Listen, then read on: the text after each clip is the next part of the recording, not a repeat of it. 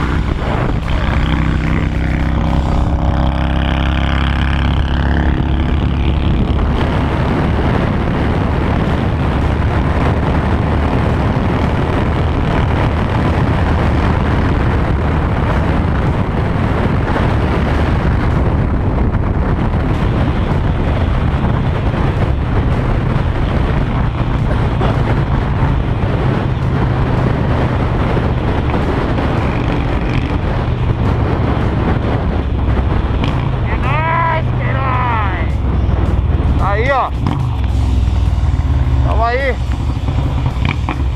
Dois cabacinhos novos aí, ó, pilotando, ó.